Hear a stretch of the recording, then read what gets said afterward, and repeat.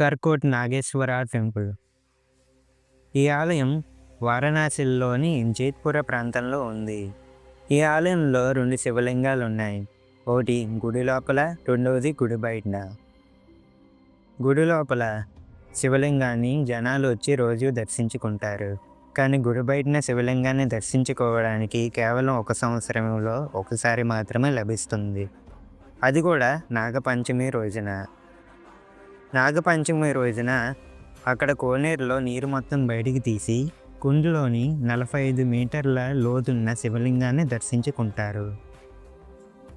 ఈ కుండలోని శివలింగాన్ని దర్శించుకున్న వారికి సర్పదోష కాటు నుంచి రక్షణ లభిస్తుందట.